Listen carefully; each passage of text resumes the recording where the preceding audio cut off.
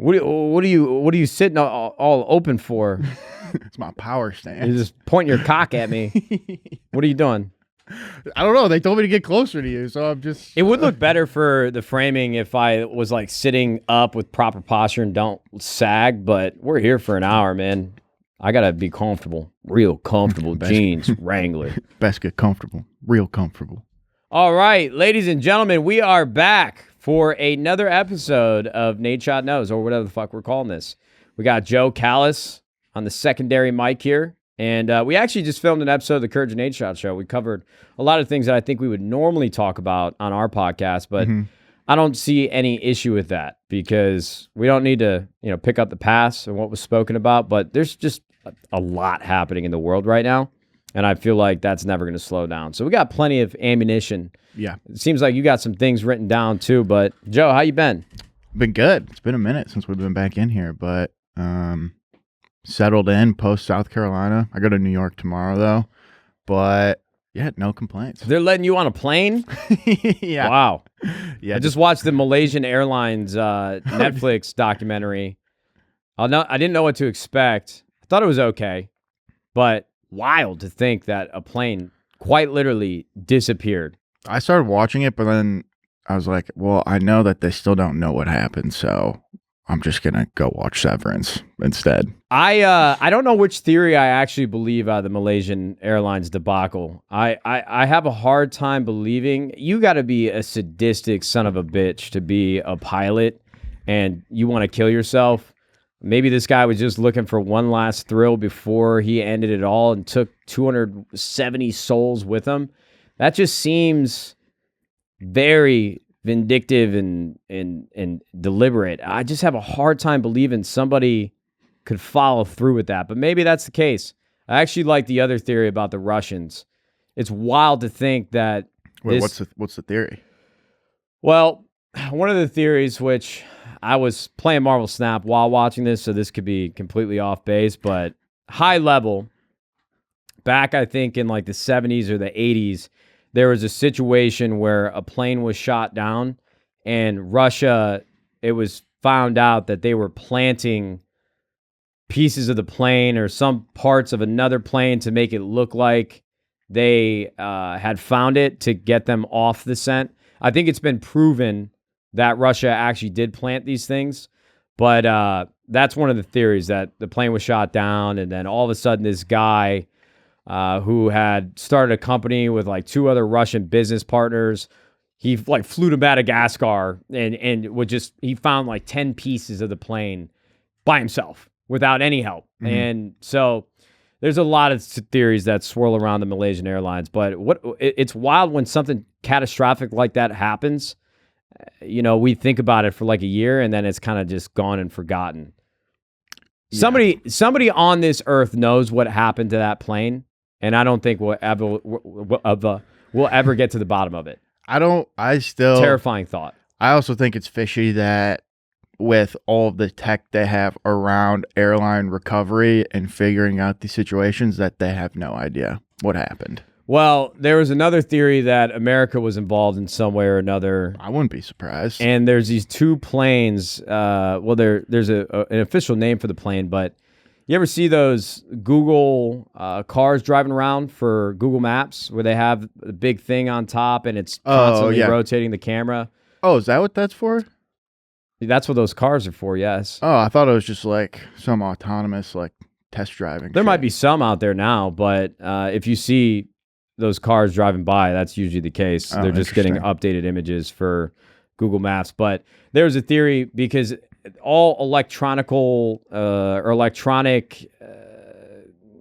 communication to the plane was shut down like in an instant. Yeah. And that just doesn't happen. So there's a theory that these two planes that are basically like signal jammers, when they got passed off to another air traffic controller from a different country, that would be the perfect time for whatever ended up happening for them to strike, because they went from where they took off to that next tower, and there's a theory that those two planes came in between it and were trying to get it to land at a different airport. It didn't listen. They shot it down. I don't know.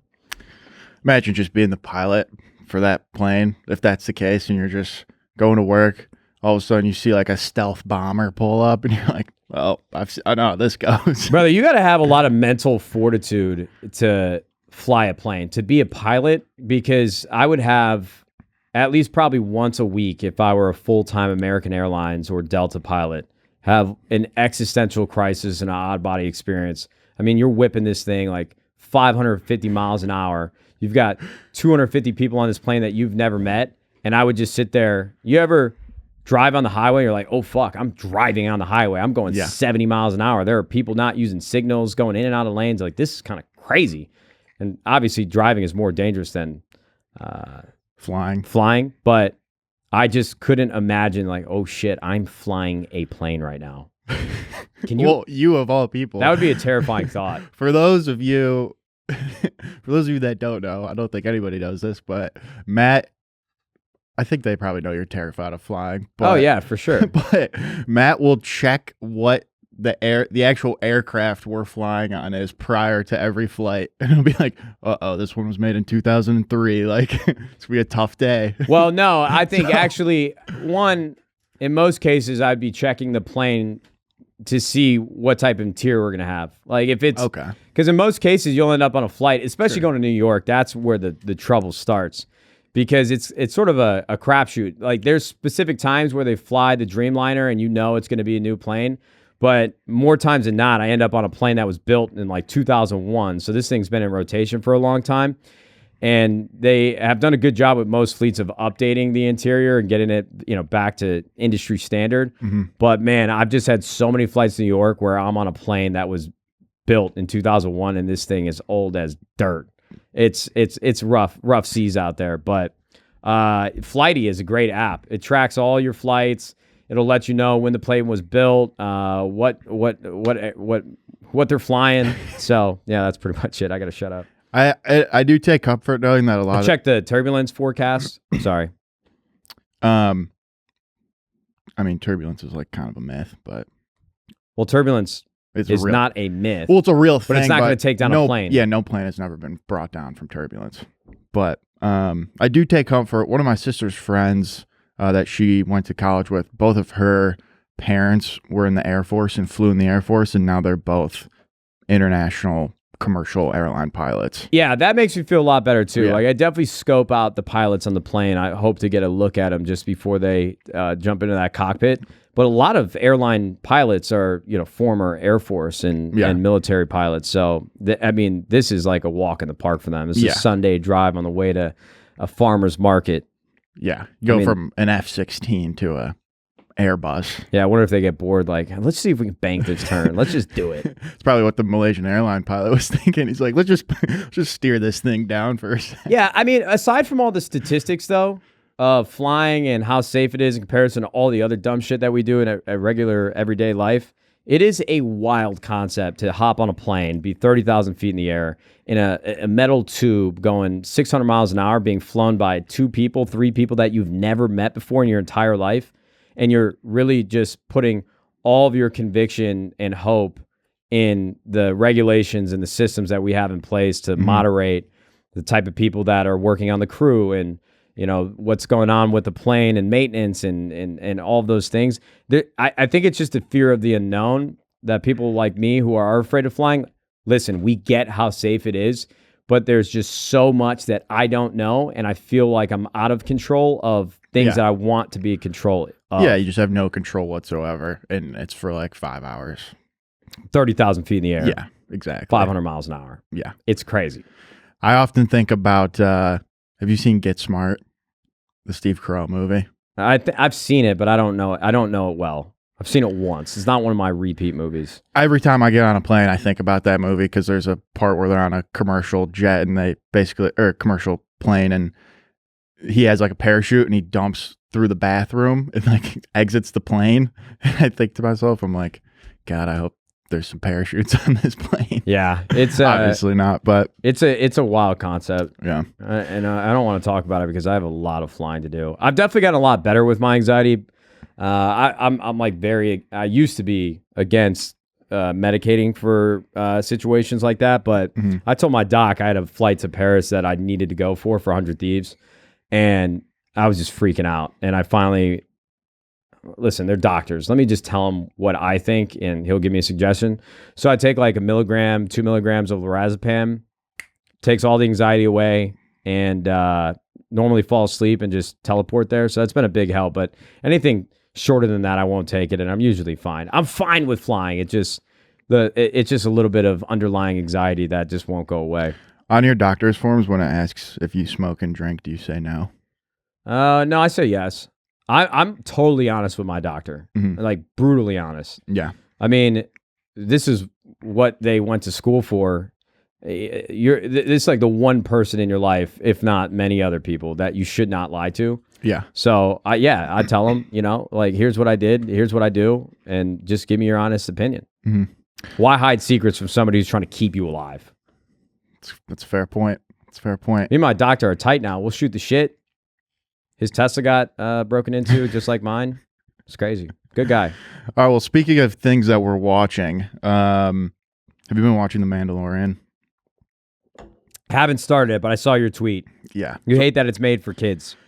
Yeah. Which I watched the first 2 seasons recently, a couple months ago, without really having any loyalty or affinity for the world of Star Wars.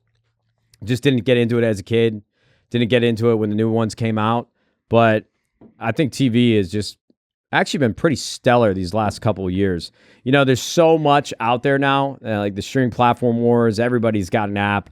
And we've definitely seen lower production with everybody just throwing shots at the wall and not a lot of them sticking. But I think everybody trying to fight for that top spot has sort of pushed TV production a little further. And I enjoyed The Mandalorian. I really did. Whether you're comfortable with that or not, I'm excited for season 3. First 2 seasons were okay. Season 3, it is an abomination so far. And I get it. It's Disney. Like, their target audience is children and the toys that they can make around it and everything else they can do. But my God, if I could just have The Mandalorian on like HBO with that level of like violence and storytelling versus watching him basically like fight Power Rangers and like dumb monsters that pop out that they make seem like a big deal, when I'm like, okay, this guy could very easily kill them. He's literally got a fucking lightsaber. Yeah, that and I will say to that point, that's why I've been having actually a harder time lately watching certain animes. Like, I started Blue Lock for the first time because Tenacity suggested it to me. And I obviously don't really watch soccer or football, whatever you want to call it, but I just know that we're going to have 3 episodes of the main protagonist going through a hard time. He's about to lose, and at the last second, he's going to power up and end up winning. Yeah. So I'm just sitting there like waiting, biding my time. Just come on, give me the fucking hard drugs. Like, let's see this guy just take over. It's just so annoying when a story has to go through the build up and the climax, and you have to wait for it, and you know what's coming. But like, power levels, to your point of watching the Mandalorian fight, like, we've seen what you can do. Yeah. Like, what do you mean this is as hard as you're making it seem to be? I saw you kill 30 Imperial soldiers with like 3 buttons. Like, yeah.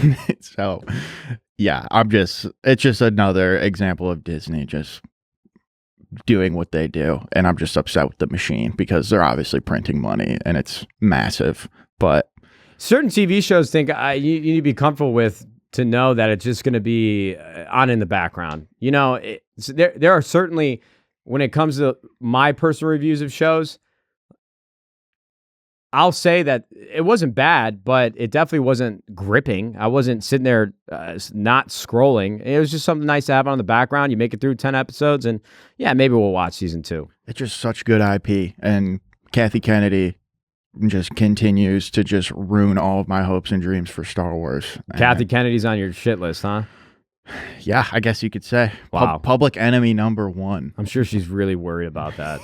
Yeah. I like the opinions of Joe Callis. Multi-nominated Oscar producer Kathleen Kennedy, head of Lucasfilm, powering the biggest engine in entertainment. But Joe Callis. Yeah. But I'm here. We're both Z-list celebrities making a podcast, talking shit. Me and my 1,700 Twitter followers. Yeah. Oh, they're hearing it. You're keeping her up at night. Yeah. I saw you tweet about it too. John Wick versus The Matrix. I think that's a very hard take to have, but kind of wild. 138 reviews so far from critics on John Wick 4, and it's got a 94% of Rotten Tomatoes. Now, I actually was not looking forward to this movie. I love Keanu Reeves. I fucking love Keanu Reeves. Everybody does. I'm definitely not on an island when I say that. But John Wick 2 and 3 for me, I'm not a big fan anymore like I was when I was younger of shoot 'em up action movies. John Wick, the originality of the first and sort of like the motivation, like you killed my fucking dog. Yeah. I was excited and I loved it and I was blown away. I'm like, damn, Keanu Reeves, he got another one. Let's go. But I just didn't enjoy as much as I would have hoped, like, the second and the third, just because it's just, oh man, I got 2 hours of him just shooting and killing. I know it's going to happen. Not a really strong story to grip onto, but the lore and, the universe that it plays in, I think is fascinating. Yeah. So I wasn't really excited about John Wick 4, but the reviews that I've read a couple days ago and even now, when I looked, it was at 100% and it had 13 reviews. Now it's staying at above 90% with 138.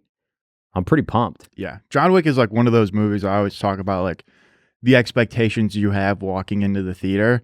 And I remember I used to argue with my buddy all the time because he's like, oh, did you see John Wick? I'm like, yeah, that movie was awesome. Like, dude had 105 headshots. Like, there's a headshot counter. Like, people track how many kills the dude has. And he's like, oh, it's like the worst script ever. Like, I can't believe that's an actual movie. Like, people like it. I'm like, what do you think you're walking into here? Yeah. Like, what was your expectation? Yeah. Like, what? You're going to go watch Schindler's List or like Good Will Hunting? No, you're there to watch Keanu Reeves kill people for an hour and a half. Yeah. And have some popcorn and get out of there. I completely agree with you. So I think the story behind it too is really cool. Chad Stahelski, the director, was Keanu Reeves' stuntman and stunt double for The Matrix. That's crazy. And then so he left, or not left, but after all of that, got tapped to direct John Wick and then all of that. So, well, did you see the clip of the stunt double from the set of John Wick 4 just bombing it down an escalator? Yeah. It was crazy. How did that guy just get up and walk away from that? Dude, I know that stunt doubles and more athletic people that do things like this, they know how to fall, right? There's a very specific way to fall. Like, you don't really want to brace. It's like getting in a car accident. The car accidents that people walk away from, depending on the impact, are the ones where you don't tense up. Yeah. And your body sort of just manages the force and the inertia naturally. I don't know. There's got to be some science behind that, and I could be completely wrong. But that's my interpretation of it as the village idiot. But I don't know how you bomb it down an escalator like that and just walk away unscathed. I don't understand it. I was even watching a couple clips. I didn't really understand or ever think about what being a stuntman was like. Obviously, today there's a lot more safety regulations, but some stuntman they were honoring. I just saw a tweet about it from like the 30s, where these guys are actually like hanging off like the sides of cliffs, and there's there's a scene where part of the house falls down, and he's walking, and the house falls, and where like the window cutout is lands like directly through him.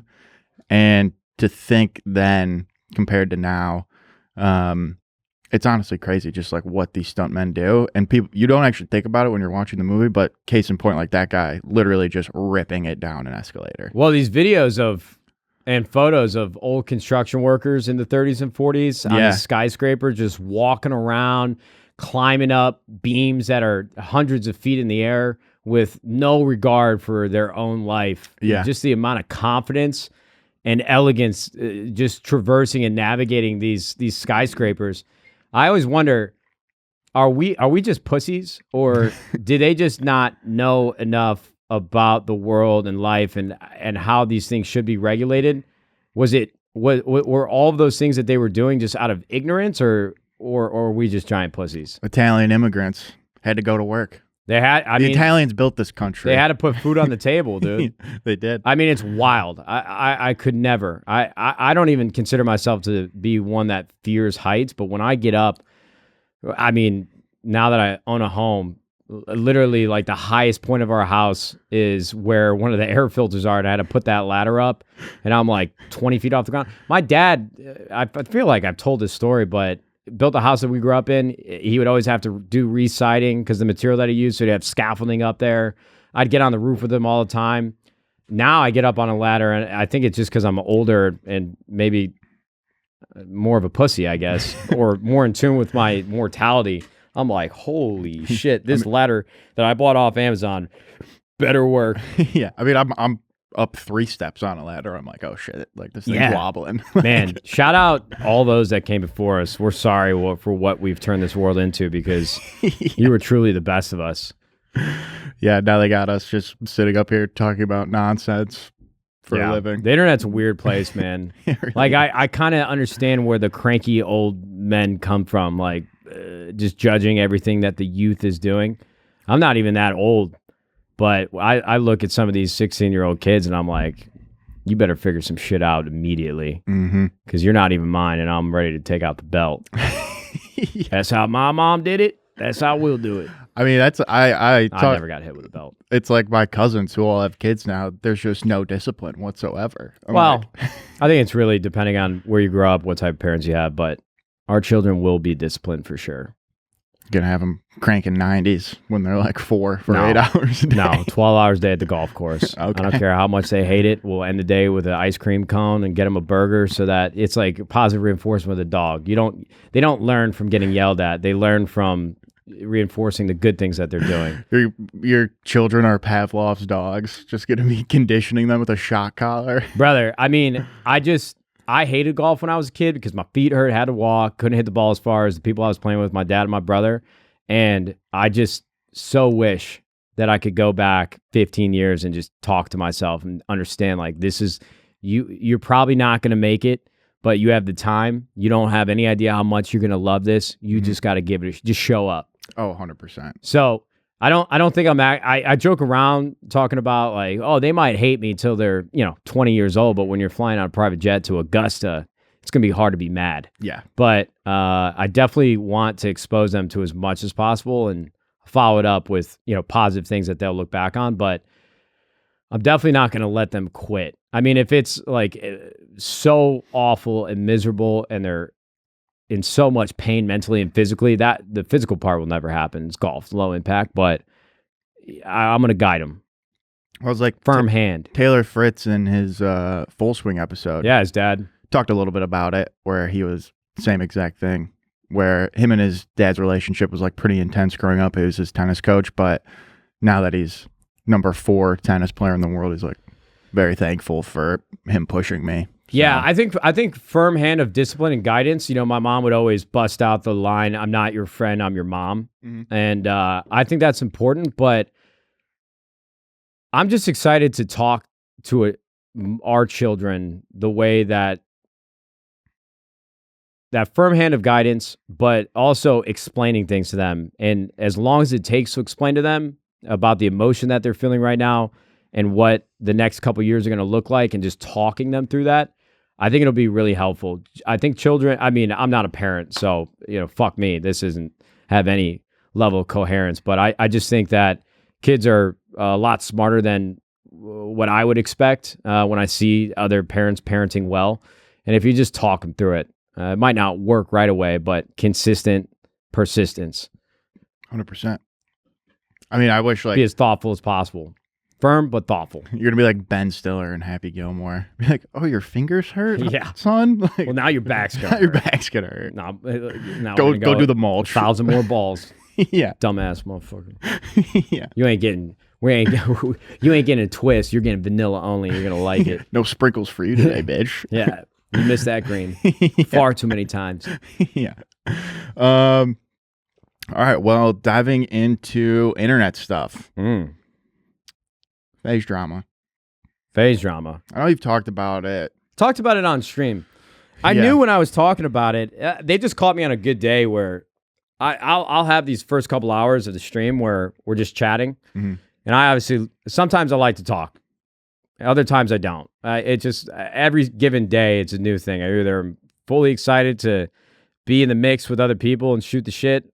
But there are days where I go back to my old habits of, man, I just really need to be alone in my own space. I mean, that's how I spent my entire life leading up to moving to LA. So with just chatting, it's fun because streaming can be like therapy where there's not often throughout your day, unless you have a significant other or really good friends, where you could just talk and people will listen.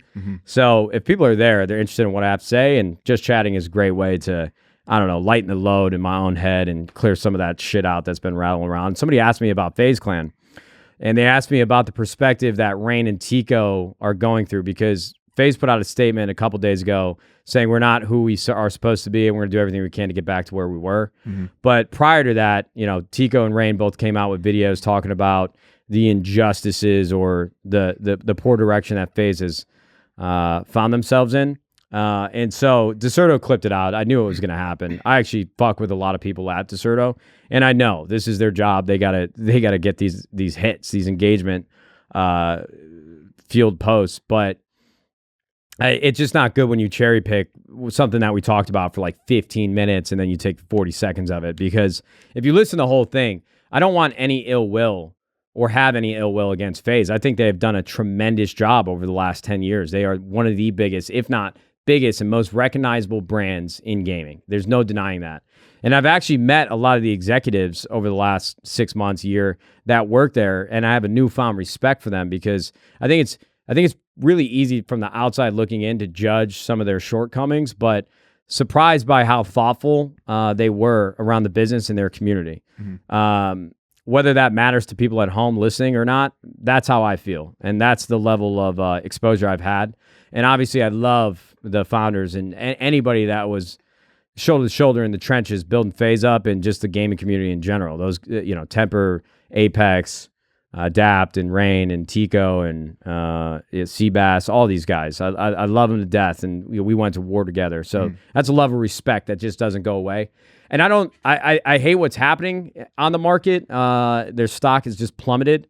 Do I think some of it is warranted? Yeah. I mean, if you're like macroeconomics and you're looking at their business, their P&L and their quarterly earnings, it might be hard to make a case that this is a $1 billion company like it opened up at, but I still think it's a really strong business, and they need to make some changes, and they need to ride out this storm that I think every industry is going through. It's not just exclusive to gaming.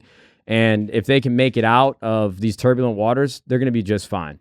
But I think people just hold FaZe to such a high standard, and they've definitely had their mishaps. I mean, when you have 150 creators on your roster, and that's what the FaZe's model has always been, there's bound to be drama. I mean, these are young kids that are exposed to the internet and have a long time before they grow and mature to be the person that they're going to be.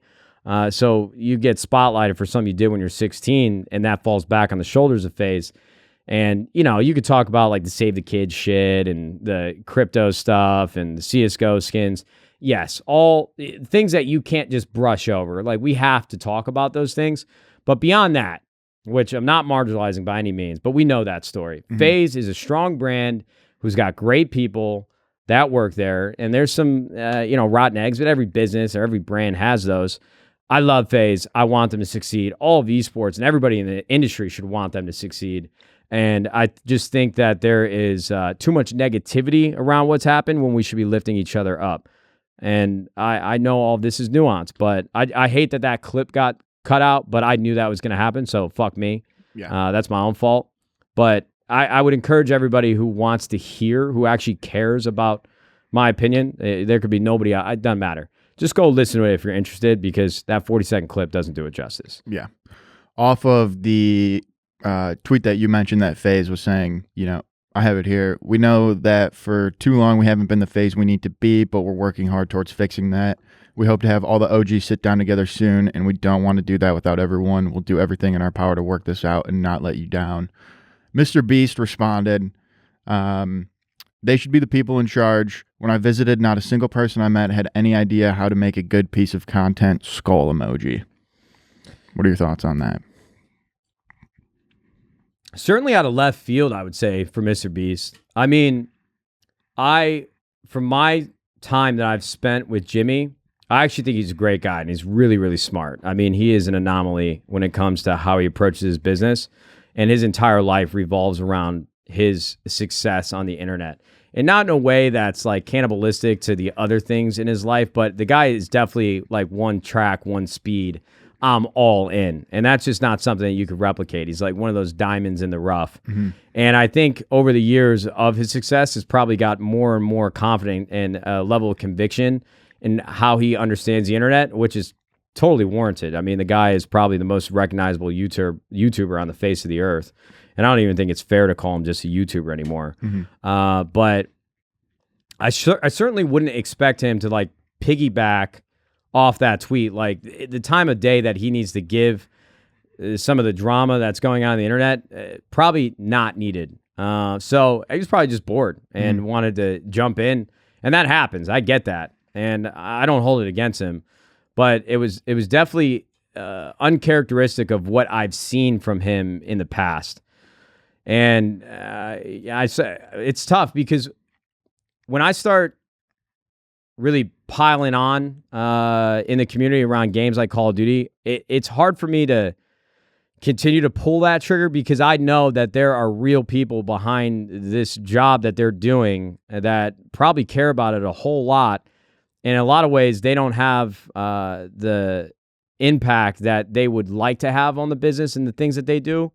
And so when their place of work and what they've spent time doing are getting shit on by people like me, that's got to feel awful. Mm-hmm. So I've definitely cleaned up my act a great deal, I think, over the last 5 years. And when I have an opinion, I really weigh out the pros and cons of, I want to say this, but what is the outcome going to be? Yeah. Like what? I'm going to feel a little bit better for being a little divisive on the internet and getting a little bit more attention.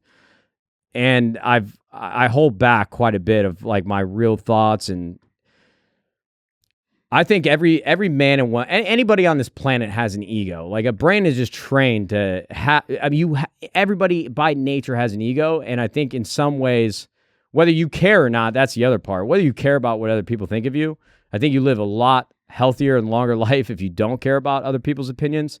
But if something I'm going to say, even if I don't know this person, is going to negatively affect them, I try not to, even though I still do in some cases. I try not to let that just fly out onto the internet. Yeah. I also don't think it's an issue with their content necessarily. I mean... Well, they haven't made any content. I mean, they used to have a channel that would get 1 million views after every video they upload. They just stopped. Yeah. But I mean, even I went on their YouTube channel yesterday just to look at what they've been putting out, and it's, I mean, not terrible. Like...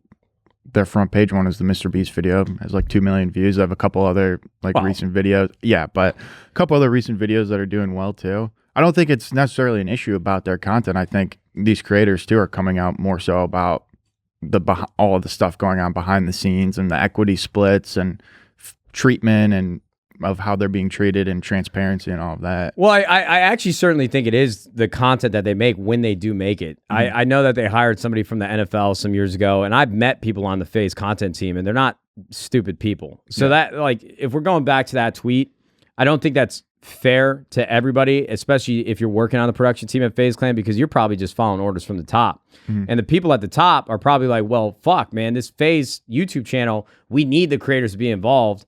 And I empathize for the creators as well, because even the videos that they've been making over the last 5 years while 100 Thieves been in business, they've ran that playbook 1 million times over. And certainly throughout these years at 100 Thieves, I would get scheduled to go make a video that I've made 1,000 times over. And so the creative inspiration and the excitement to film that video just isn't there yet. But the train stops at me. So that's my own problem that I got to go deal with our content team. But I think people underestimate how hard it is to make content in esports and just in the gaming world of creators when you have a business like 100 Thieves or FaZe Clan, because you're trying to farm impressions and viewership using the creators that you have. And if they're not excited about it, they're not going to either show up or they're not going to help from a creative perspective at all. So there's just like this disconnect of what everybody wants to do. This side's pissed off because they got to do something they've already done 1,000 times. This side's pissed off because they would like to do bigger things and bring the creators with, and they might have a hard time getting them excited about it. They might not have the budget to make it everything that they want it to be.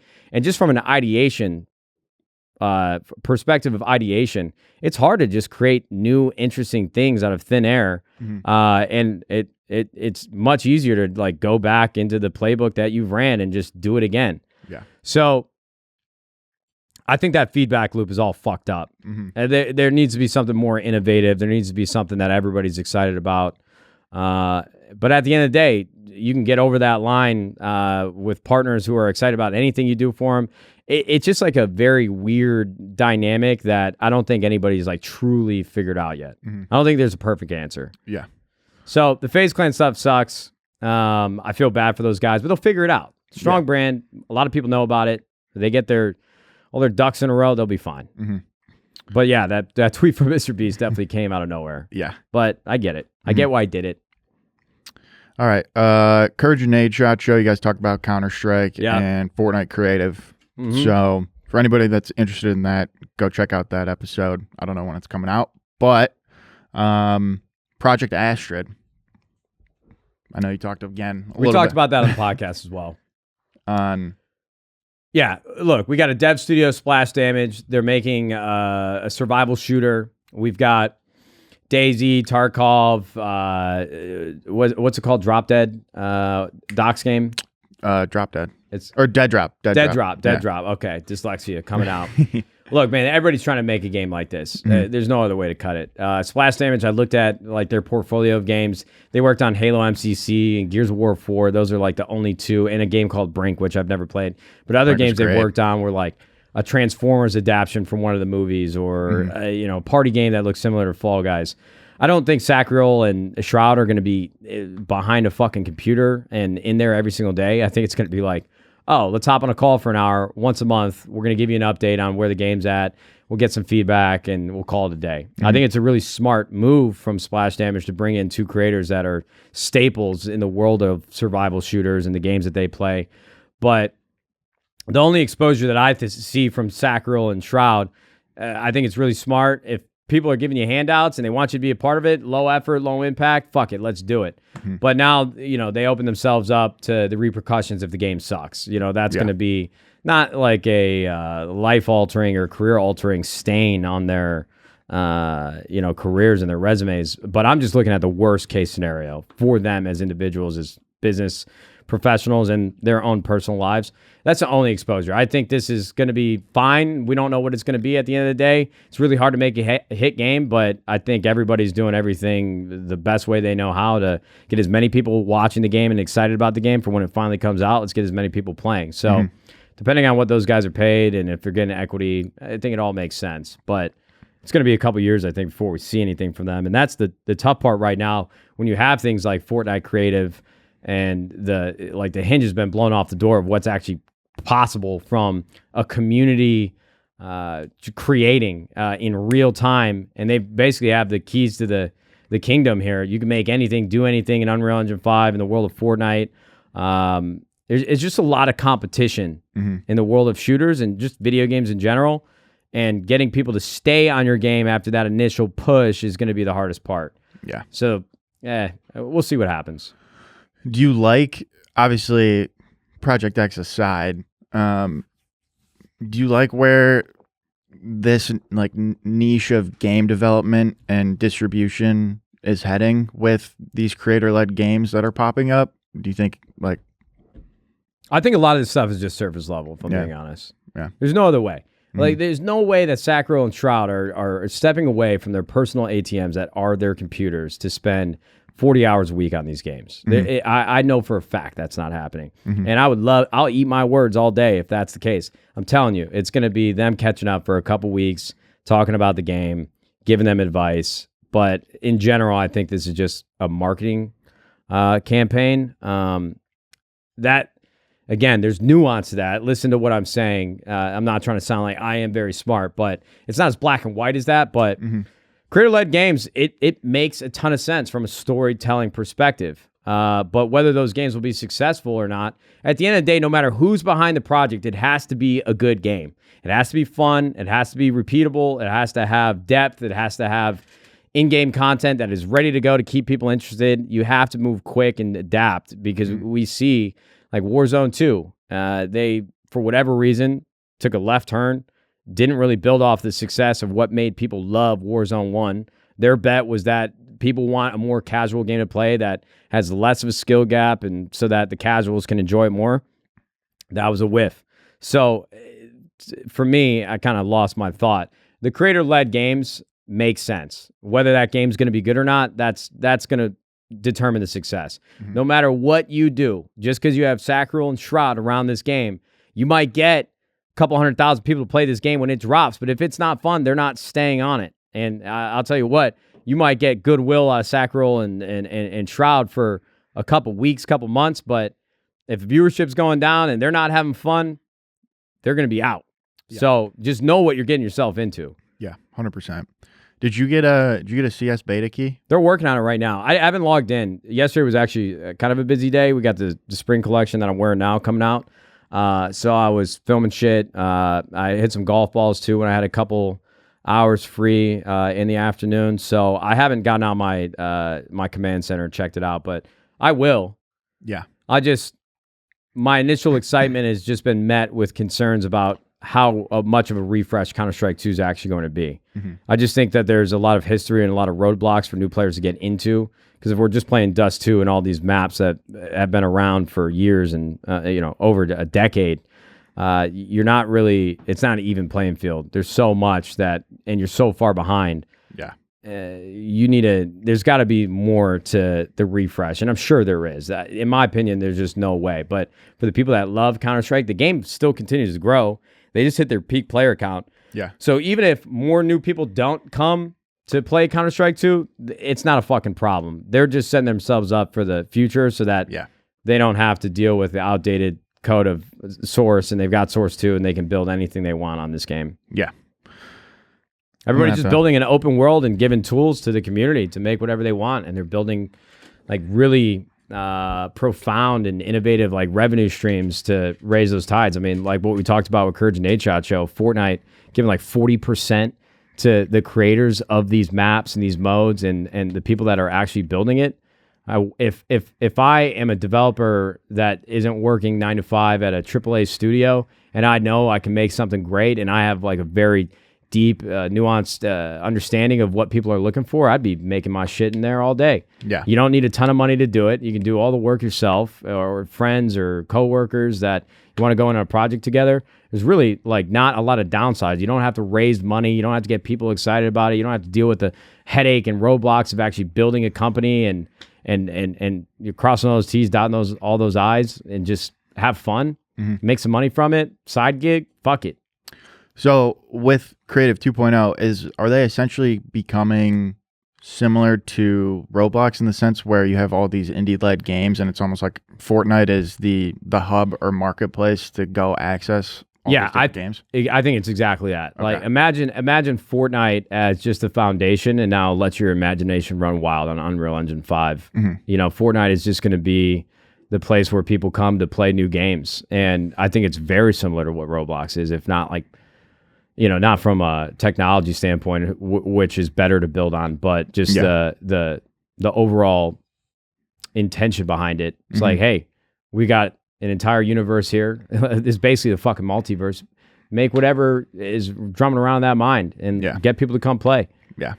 That's why I think like if I took everything that I had today and just put it in Epic stock without knowing what that business looks like, how much money they're making, yada, yada, yada, it's just hard not to bet on what that future is going to be. Yeah. Let's get Jim Cramer on here. Talk about Epic Games. Yeah, I actually wonder what he would say. Yeah. Like Roblox, Epic, I'd dump a ton of money. This is not financial advice. I'd just like to reiterate that. I mean, we don't have any like SEC regulated or what are the guidelines sponsors around giving stock market advice? Bro, I'm bullish, I don't personally invest through my own decision making. I got people to help me with that, but like Shopify, Roblox, and Epic, that's not advice, but like just from a fan looking at the trends of what's happening with my majority of my life spent in gaming, it's just hard not to bet on that success. You know, there's a new crypto coin too. It's supposed to be really good, right? Stable coin, let's go. Yeah, brother. It's really fucking cool to see what's happening. Yeah. Do you see that Kanye West TikTok that I uploaded my Instagram story yesterday? Was it AI? Yeah. I didn't watch all of it. That's okay. I mean, you should have, man, because unbelievable. I mean, we're like, consumers are now just getting like the first iteration of what people have been working on years for AI. And it just seems like every day the progress is doubled so quickly. I mean, I cannot be the one that feels crazy to think that the internet just gets excited about things that are happening in the world and technology for a couple months, and then it's not exactly what everybody thought it was going to be. So then the next new shiny thing comes out, but I just feel like that's not going to happen with AI. I mean, I could be, historically, to what I'm saying, I could be completely wrong, but they literally had Kanye West singing on Jungle from Drake, and it sounded like one for one he recorded that in the studio originally. Yeah. I mean, it was unbelievable. You know, it's like when you watch these game clips of Joe Biden and Barack Obama and Donald Trump, there's certain voice lines and certain things that they say where I'm like, okay, I can tell that's not an original voice acting. But brother, it was like 1-to-1.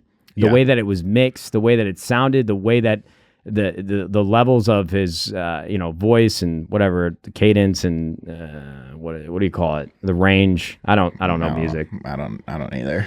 He's hitting those notes, you know what I mean? Like the pitch, it's exactly where it's supposed to be. Yeah. And that's just like in the last few months of people fucking around with AI. Well, the Trump arrest photos as well, that was all AI, right? I don't know if that's what I thought. I don't know, it might have somebody just been photoshopping those, but those were hilarious. They could have been AI. Yeah, that's what that's what I thought it was, but I don't know that for a fact. Well, the other terrifying aspect of AI as well is, like, I mean, we've talked a little bit about deepfakes in the past, but the idea of just your image and likeness like being stolen, and anything controversial that you were to be put into from a deepfake perspective, and then that's something you now have to worry about, like, combating and having to, like, make statements on, being like, yeah, this is not me. It almost kind of makes sense why Elon has been so hell-bent on just accurate reporting. Right? I'm not talking about left and right and the elections and how people's perception of each party was altered by fake news on Facebook and just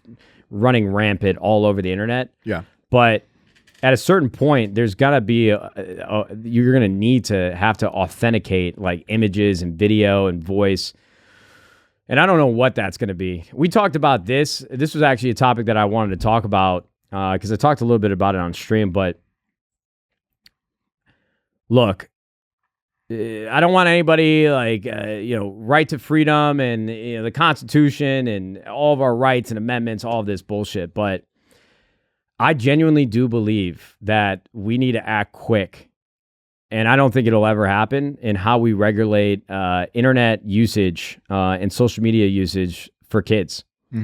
I just think that it is brutally unfair to the young people of the world, the fact that they have to grow up with apps that are basically measuring their social status and preying on their insecurities and what life is supposed to look like and be like.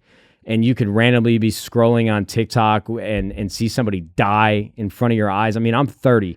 I've been on Dig, Reddit since it was created. I have seen some wild shit on the internet. And I don't think it's changed who I am, but it's going to come down to parenting. I know that's probably what people's knee-jerk reaction argument against me, among other things. And the access that kids have, like, don't just hand them an iPad because you want some silence in the house. Like, I get that argument, but I truly do believe that we are going to set ourselves on a course that it will be irreparable. And I think we're already on that course. If we aren't already, which I think you're probably right. But like, a 13-year-old kid should not have to see that shit. I have, like, my 6-year-old cousin. I was home for Christmas. She, like, stole her mom's phone, my cousin, and she's just, like, sitting on YouTube shorts, like, looking through, like, makeup and, like, beauty, like, tutorials. I'm like, you should be playing with Barbies right now, not watching, like, how these women putting on their makeup. Yeah, like even like the totality of what we've seen in the past. Like, you can make an argument for or against anything that I'm saying, but, like, kids discovering their sexuality, right? You know, if you wanted to see a pair of boobs, like when my dad was a kid, I'm not even bullshitting. He told me this story. I don't mean it any other way, but, like, you'd have a National Geographic in your closet, or getting somebody older to buy you a Playboy. So it was always available. But like, I had an older brother. Like, thinking about jerking off, dead ass. Like, all jokes aside, I discovered like Girls Gone Wild commercials on Comedy Central late night, or music videos and MTV jams. Like, these girls twerking, tits out, everything. And then my brother downloading porn on LimeWire. But I was like 13 or 14 years old. You know what I mean? I don't, maybe even a little bit younger than that. I mean, I was jerking off before I would even shoot anything out. You know what I mean? Sorry, there's employees here getting those details, but I'm being dead ass right now. Like, kids are seeing girls shake their ass in their Explore page on Instagram, and just like the over-sexualization of women, without trying to sound like so profound and moral high ground. It's just a 9-year-old kid should not have to be exposed to this world that is going to reprogram the way that their brains think for the rest of their lives. You have like people dealing with ED in their 20s because and I don't know if the science behind it, I could be fucking off base, but like jerking off too early and shit, it's crazy. Boner pills in the 20s. Boner pills. I really got into a very like a subgenre of the internet and concerns, but I think the kicker here is the fact that like kids now compared to then, with the way that these algorithms are structured and how these apps are structured, like they're just being fed it. Like they're just scrolling. They're not actively like going down these rabbit holes looking for these things. You had to work hard to find this fucked up shit, and now it could be there with the wrong place, wrong time, a flick of a screen. Yeah, exactly. So I'm not capable of giving a one size fits all solution to it, but man, bro, like this goes against everything that the internet is supposed to be or was originally supposed to be, freedom to information, freedom to navigate the world how you please, but almost like a digital verification system of, I'm not saying we should track what you do on the internet, but how do there's just no perfect answer to regulate it, because you'll argue like, oh, if you ban it, they'll just go find it somewhere else, somebody else that's of age. There's just got to be roadblocks and hurdles to make it harder to stumble upon all the fucked up shit that's going on in the world. These kids need time to be kids. 100%. And there's no other way around that. So if you want to say parenting is the only answer, I get that. But I think it's a lot more complicated than just that. Yeah. And not to bring up politics and stances aside, but you see as well, just the act of posting in general, right? Like you are in a minority subset of people just given the fact that you're going to post something, right? Like most people aren't on the internet publicizing all of their views and opinions.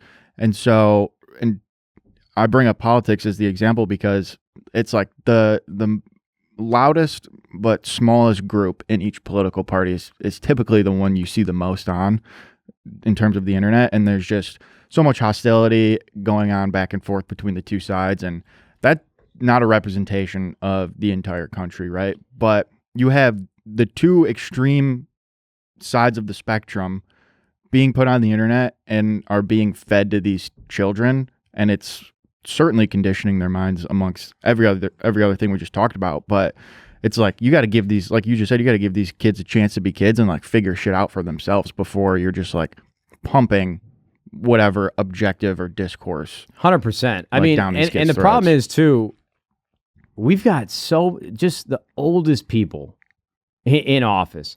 I mean, quite literally today, this Counter-Strike group chat that I've got with a bunch of buddies, they all work in tech and they all work in gaming. He sent a tweet of one of the House of Representatives from North Carolina. He literally asked the TikTok CEO today, does TikTok access the home Wi-Fi network?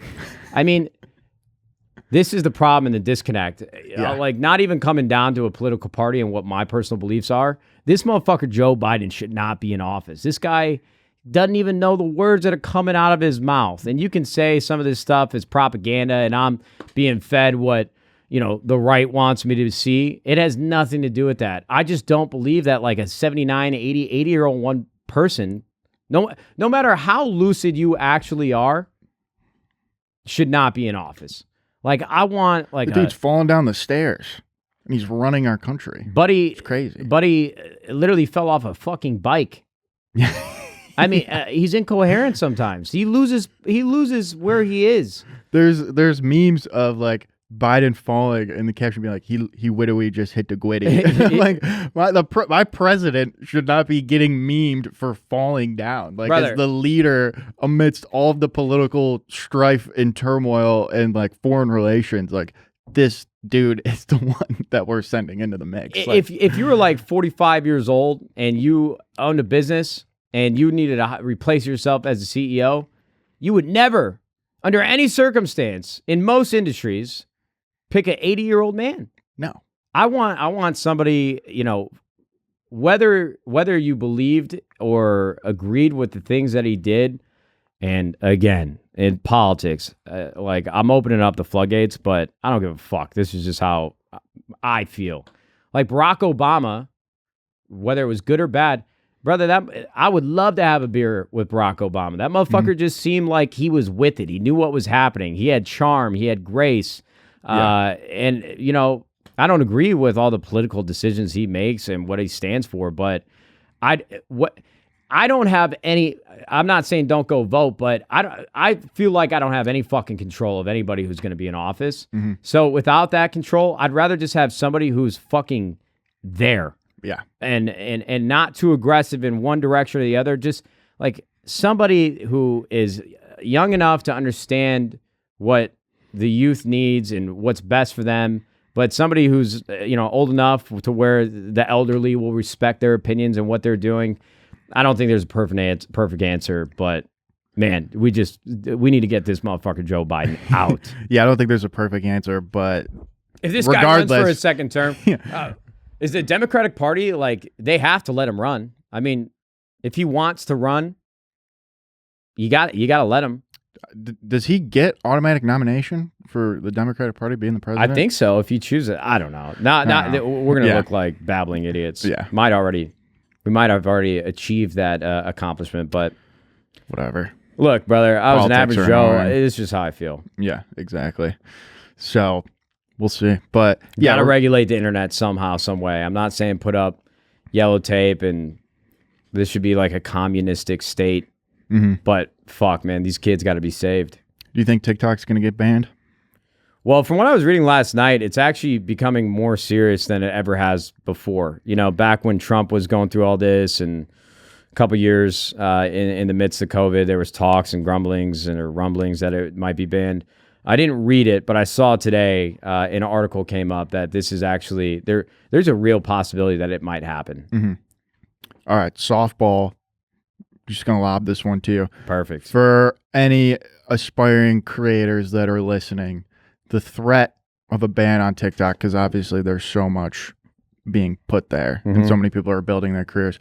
What is your recommendation currently to safeguard, insulate yourself? I mean, do whatever you're doing right now. Like, you just can't control what's going to happen. I just wouldn't give advice to put everything on halt for TikTok because there are differences in how you should edit and deliver a piece of content compared to YouTube Shorts and Instagram and TikTok.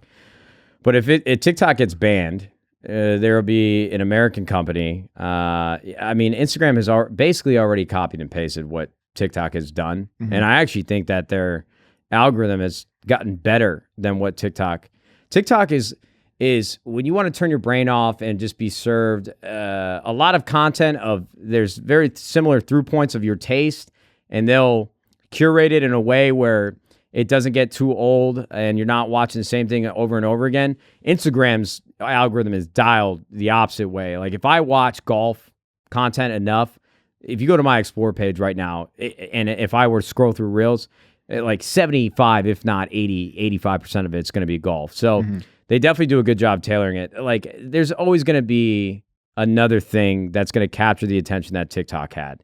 So I wouldn't think about it too much. I wouldn't lose sleep over it. TikTok gets banned.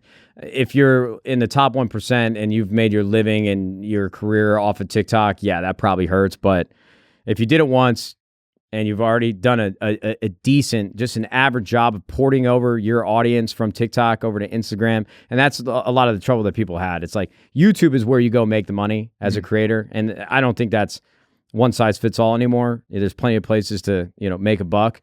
But the entire playbook that I saw big TikTokers, they would just try to get people to go watch their YouTube videos, YouTube channels. So you'll figure it out. I don't think it's a doomsday scenario. If you're smart enough, you're successful enough, you'll find a way to get people on these other apps. Yeah. This guy, JHB, is spazzing over here. You good, brother? Yeah, I'm just posting stuff. You're posting stuff? Nice job, JHB. Hard at work. Working. Overtime. The internet's such a weird place, dude. Really is. And I don't want to shit on it because I know that my life would not be the same if I didn't have social media. So it's awful when you hear somebody like me say it, but the best days that I have are when I'm not on my phone, man. I'm at the golf course or doing something else that's occupying my time enough to where I don't have that subconscious urge to scroll. Yeah. Man, do I love a good scroll, though. I do. It's, man. Cup of coffee and a good scroll. If you don't. Juvie in the morning, fresh scroll on the toilet. Now that we have it, it's hard to envision or picture life without it, but it's a double-edged sword. You just got to have some balance, man. And we need some discipline with the actions that we take every day. Yeah. Because, some of the best things that you can do to relieve any anxiety that you're dealing with or pent-up stress, go take a fucking walk, man. It is wild what a 30-minute walk around a couple blocks will do for a person's mind. And take a shower right after. But it's hard to pull yourself out of that hole that you're in. You're already miserable. You're already having a bad day.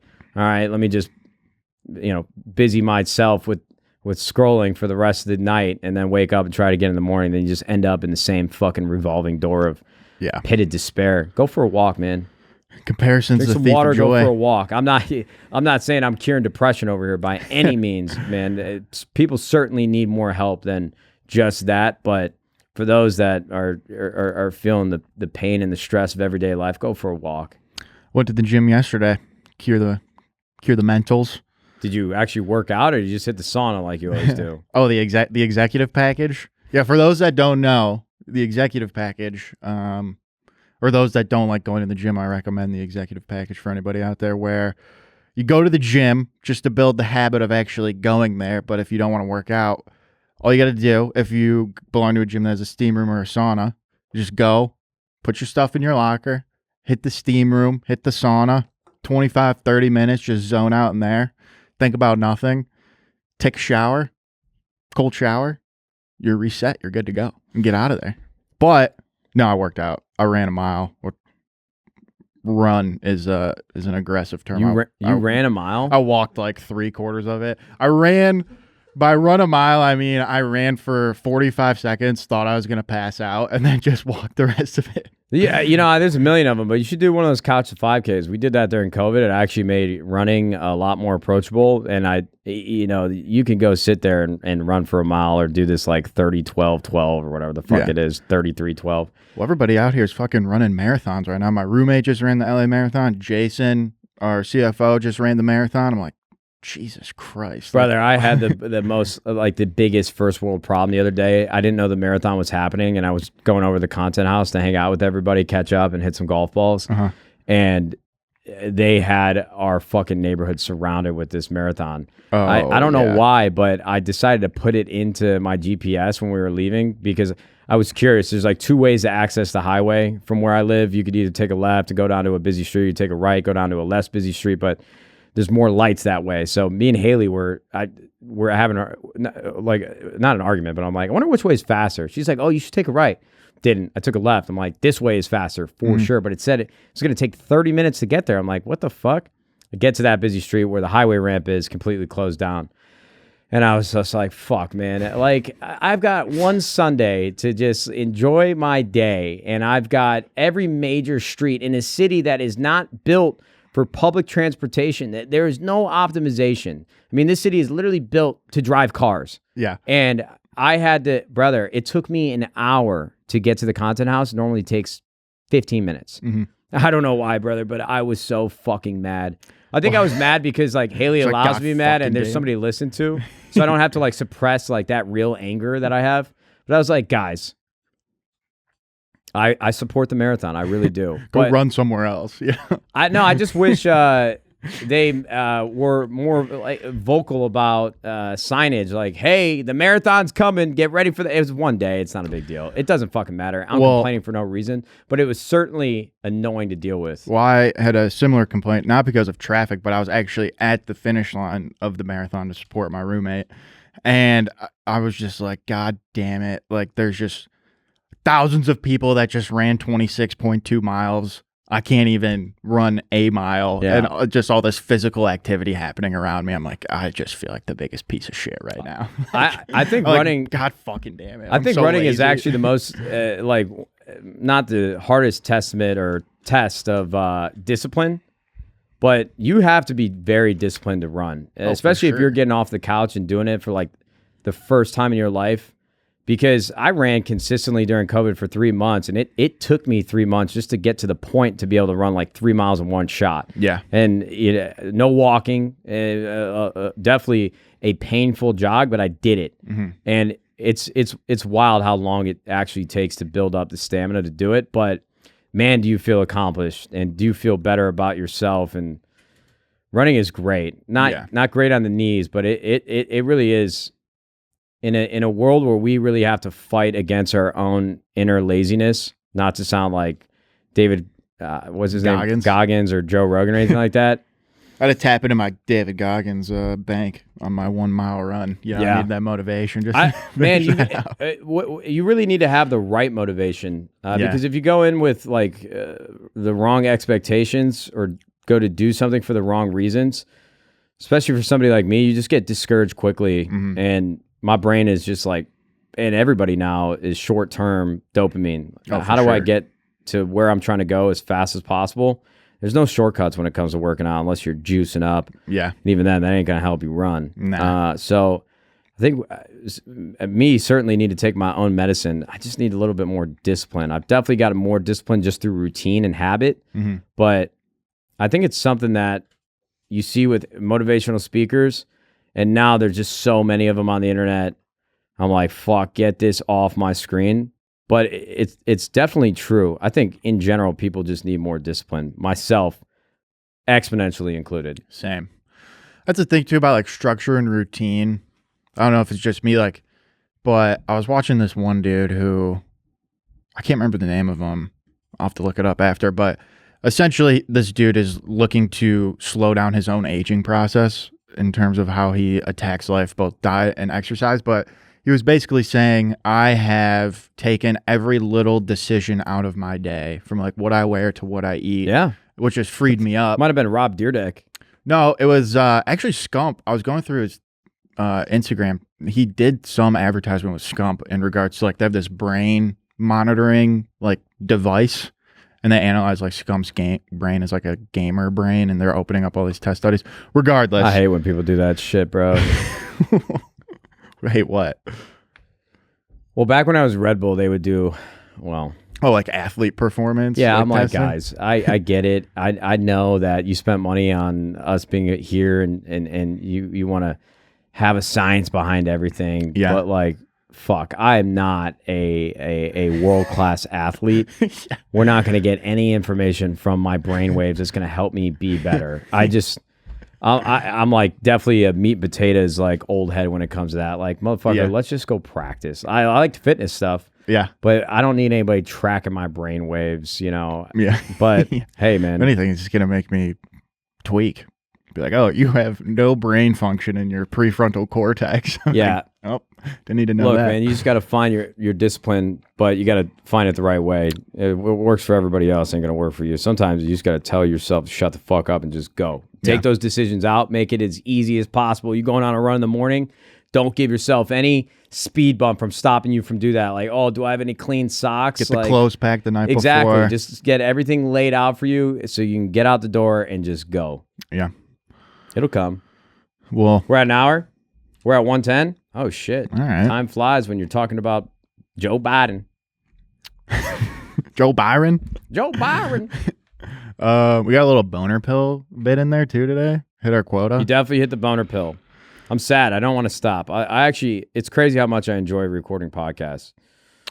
That's great to hear. Yeah, I think it's better now because going back to what we were talking about with FaZe Clan, when we would have guests on the show, and I don't think it's ego. I like to be a part of the conversation. Mm-hmm. I'm not a big fan of interviewing because anytime I want to throw in my 2 cents, I feel bad because they're a guest and we're supposed to be hearing their opinions and thoughts. So I think finally opened up the floodgates to have just me and you, and even the last episode, me and Jack without a guest. I really enjoy it. Yeah. It'd be nice to throw in some spice and bring in a guest, but with them having the understanding, like, you're just here to shoot the shit with us. We're not, this ain't going to be an interview. Like, you can promo anything you want, but this is just the boys, or the boys and girls and the boys and whoever just fucking around shooting the shit. The locker room. We can mess around with it. Yeah. The locker room, I don't know if that's going to stick for me. Yeah. The echo chamber. I don't know. We'll work on it. Ladies and gentlemen, thank you guys so much for tuning in to Nadeshot Knows, a.k.a. The Locker Room, a.k.a. The Echo Chamber, a.k.a. whatever the fuck we're going to call this. It was a good episode. I wasn't sure what we were going to talk about, but I knew we'd find our way. Great job on the questions. Guys, I promise you, I'm not like a right-wing, left-wing communist. I really don't. It's without drawing out this outro, there's so many things that both parties, like, there are so many things that I agree with that they both represent and are fight for that. So I don't think there's a clear answer for me. Nobody's ever really heard my political opinions. But it's wild how much more you start to pay attention to it when you get older. And I think that's kind of the problem when they're trying to get young people to vote. You just don't give a fuck. You're like, what am I going to have to say and do that's going to make a difference? And I still do feel like that in certain cases. Like, more times than not, California is going to vote blue. I mean, it's just how it is. Blue chew. But is that the other problem? Where if I wanted California to be a Republican state, which I'm not saying I am, I'm not, really not. No jokes. I don't know what. How the fuck am I going to make a difference? But Voters paradox. that is the voters paradox, and it's actually terrible what I'm spewing right now because that is the opposite of what everybody wants people to do. Go vote. Yeah, no, go vote. Go vote. Go vote. Oh, brother. And then you're on social media now. Everybody, if you don't post a photo that you voted, you're the scum of the fucking earth, dude. Oh, shit. I forgot to post my fucking voting sticker. Like, shit. Man, the internet just encourages so much tomfoolery in your behavior. Like, oh, look at me. I did the thing. I did it. I fucking did it. Yeah, but look at me. I get why that exists, though. Man, sometimes I wish I was a little bit more ignorant so that I could have more conviction in the way that I feel, because normally I just end up in the middle. Yeah. I'm like, I understand why this person said it because that's the way that they feel, and they're not opening themselves up to what the other person is saying, and they're the same way. So now they're just fighting over absolutely nothing because they're never going to make any headway with the two. I think I just try to put myself in people's shoes too often and don't really come to a resolution because I'm like, man, they're doing it because they're ignorant. They're doing it because they know that other person's ignorant and they're just trying to teach them, but they're never going to find the middle ground. There's just not enough empathy and self-awareness around the fact that people are just, no matter whether you like it or not, hardwired differently. People are different. Man, I love people that have self-awareness that can really meet in the middle, but there's just not a lot of it in this world. Yeah.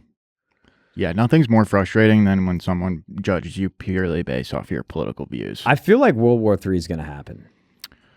Yeah, probably. But my problem is like, there is no way that the fucking leaders of these countries, and ours as well, there's no way that they truly don't understand that if another world war happened, it would be the end of everything we know. Nuclear fallout. Nukes going off. As soon as one nuke gets dropped, it's over. So I'm just begging. Like, I know North Korea is posturing, but if like China and Russia lock arms and they want to change the tides, like there was a clip of one of the Chinese politicians saying like things are going to change for the first time in 100 years. Like, I'm like, what? Oh boy.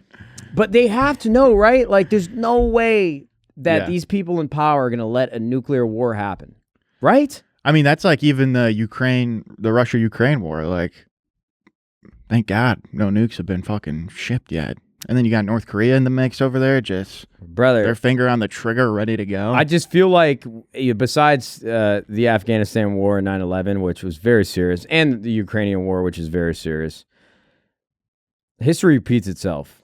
Oh, yeah. There's bound to be another global conflict. I just hope it's much later than sooner. Yeah, for sure. Fuck, man. Oh, well. These doomsday preppers, they might be on to something. Yo, look, I'll tell you what. The first sign that World War III is going to happen is going to come from, remember this guy that was tracking Elon's jet? He built like a website and a Twitter account that would just automatically update. If you see a bunch of jets doing continental flights over to New Zealand, we're fucked. Why is that? Because a lot of the world's billionaires and like the most affluent, families, they have all like bought real estate in New Zealand in case of nuclear fallout. Damn. If you start seeing people go to New Zealand, just know you better duck and cover. I don't think it's going to make a difference, but all right. We got down a fucking rabbit hole. Ooh. We got to save that conversation. Guys, we're going to do an episode of this show where we just get stoned and talk about anything that rattles around our head. And we may sound like the dumbest people alive, but at least we'll be dumb in our own little echo chamber until you guys comment on all the things that make us stupid. Maybe we should get Stephen A. Smith on here for that. You, Stephen A. Smith, just stay off the weed. Stay off the weed. No, we get Ja Morant. Yeah. We'll outfit this back wall with a slate of guns. Be like, hey, you wanna pick your poison? Let's get. We got the strippers too. Let's go. All right, ladies and gentlemen, thanks so much for tuning in. I hope you guys have a fantastic day, and you too. We'll see you fudging later. Goodbye.